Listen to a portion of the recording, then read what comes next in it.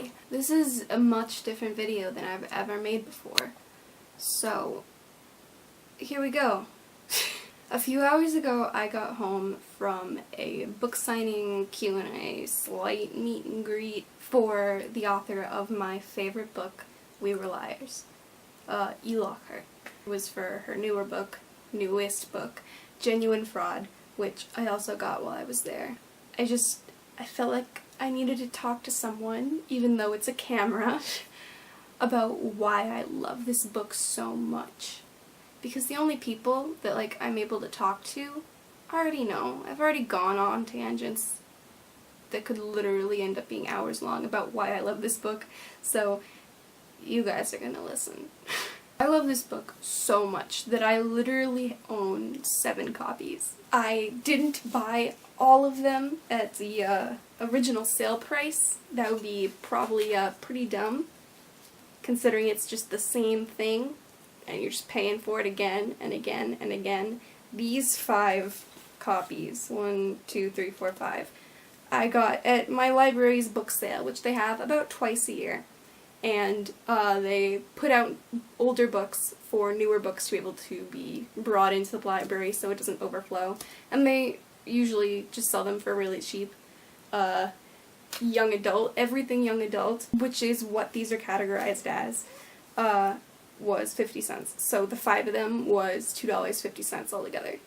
Then I got this copy when I first read the book a couple of years ago, and this copy for my birthday, which is a special edition. It came signed. There's just extra content for the story within it, and special author's notes on how she wrote it. So 7 copies, that's a lot. And you must be thinking, what book would a person need 7 copies of? Well, I'll tell you, this book. You need 7 copies of this. So I'm just going to kind of talk about why I love it so much. There's going to be spoilers. So if you're planning on reading it, which I recommend you do, 100% recommend you do, please go read it. Then don't watch. But if you don't mind spoilers and you're not going to read a fantastic book, or you just don't mind spoilers and you are going to read it, which I totally suggest doing that because I want watch time. So basically this book is about 4 teenagers who live on a private island with their family during the summer. 3 of them are cousins, 1 of them is a friend of theirs. They've been going there their entire lives. The friends started going every single year with them when they turned 8. And they are called the Liars. So there's the 4 of them, Mirren, Johnny, Katie, those are the main 3 cousins, and Gat. Katie is the one that this book is written from the point of view of. She is the oldest of all those cousins.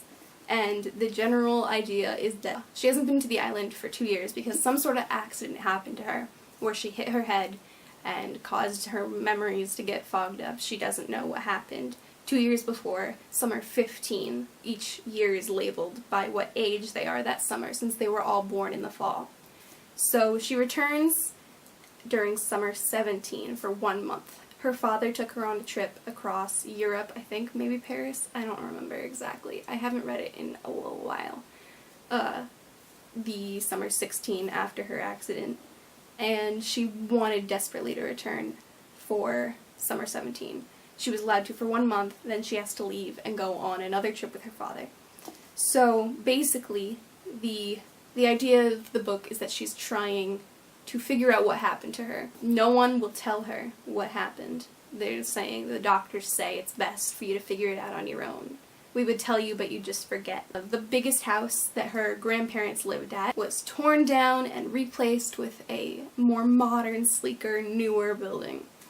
And she doesn't understand why, because the other house was so beautiful and wonderful, and this one's just cold. There's spoilers ahead from here on.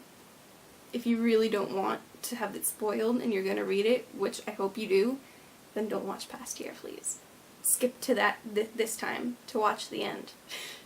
Katie, short for Cadence, has returned, and she speaks with her family at different times. She meets with her cousins, her closest friends, and Gat, who she has a little bit of romance with, you could say, where they state that they're not gonna go have dinner with anyone at the new house. They're all just gonna hang out at Cuddledown, which is the name of one of 4 houses on the island. Each family had their own house. So I'm gonna jump ahead and just kind of spoil the end here. Katie and the other 3 liars all decided one night, while everyone else was at Martha's Vineyard, decided to get drunk, and while drunk, figure they should burn down their grandfather's house, because the parents, all their moms, and their grandfather's daughters are arguing over who's going to get what worth of money. Money, money, money. There's just tension, and everyone's angry, and they decide to burn it down. Only, they're drunk. They each assign each other a floor. Mirren on the top floor, Johnny on the second floor,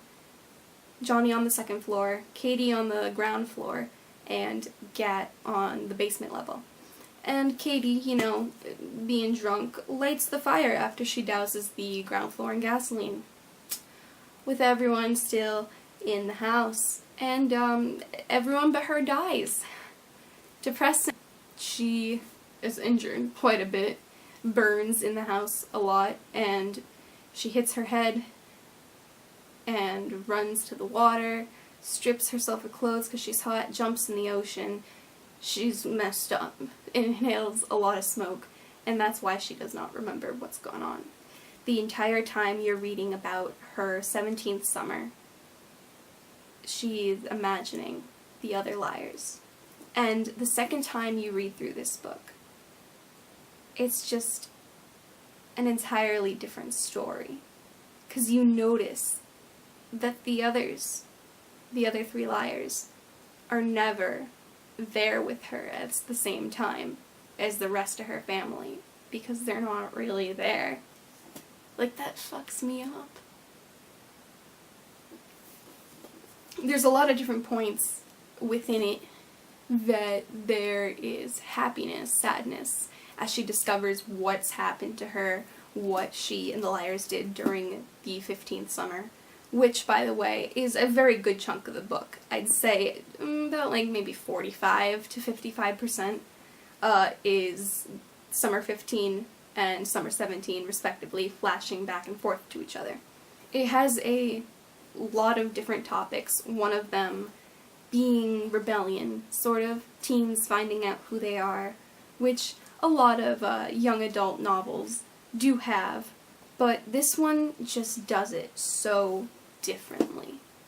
Because when you get to the end and you realize that they're not there anymore, that all of these characters you've gotten attached with are gone, and she's left when she learns too, because you learn it with her. She has no memory and you are with her the entire time learning. You know just as much as she does. That's probably, in the general terms of the book, my favorite part of it, in general terms, I guess. There's definitely parts of the book I like more than the other, but I just like how it's told that way. How you learn just as much as she does. There's a lot of little things that you connect when you realize that happened. For example, while she's away with her father during summer 16, she emails them, she sends them things, and they never respond. And she gets upset and she asks them, hey, why didn't you respond when she comes back during summer 17? And they give reasons that her fake versions of them make up, but you realize they weren't there to receive any of those things. And that's why they never responded. It hurts. It hurts a lot. I was sobbing when I finished that, when I got to the end. I remember my sister told me especially that she was sobbing because the grandfather had kept calling in summer 17 Katie Mirren, her cousin, and my sister said that's when she started bawling, because she's he doesn't think right away about the fact that she's gone. It's sad. It's really, really sad. but it's so well written. And I don't think the book could have had a better ending in terms of, like, just for the story. Obviously, it could have had a better ending. It'd be like, oh, they're all okay, it was just a prank, we gave you some meds, that was just to make you forget the whole time, like, they just been hiding in the back shed, that's all. There's a lot of little lessons. Not to take things for granted, to keep moving forward, I guess. A lot of the dialogue will show you how the characters change. Katie, especially, mainly because she's the one that's the real person. The others, besides Summer 15, are just part of her head. They're just the same as they were when she last saw them because they know nothing else to model after. They've been gone the whole time, and they weren't coming back. So you can see how Katie changes, and then compare them to Mirren, to Johnny, to Gat. Katie has quite a relationship with Gat. Everyone in the book, besides Gat and his father, are rich white people. Gat is not, he's brown, his father is brown.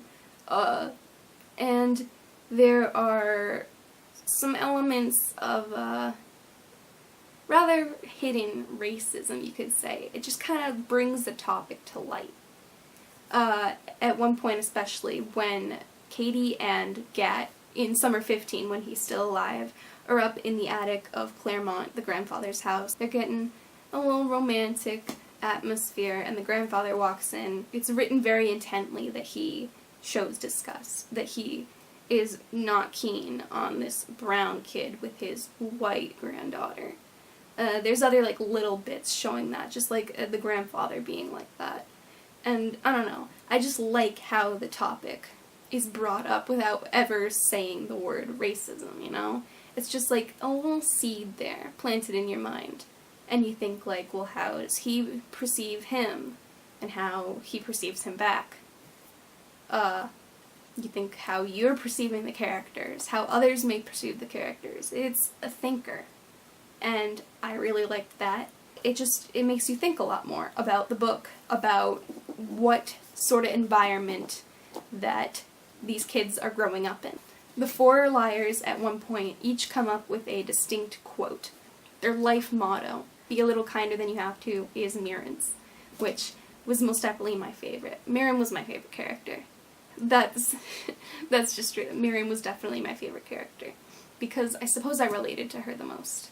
I'm a very shy or timid kind of person, just wants to be kind to others, stresses out with problems. Some of her flaws, I suppose, are also my flaws, which I stole that quote from Emily tonight, because she said that about the main character in her newer book. But it's true, like, I hate conflict, she hates conflict. Some things you need to address and there will be conflict.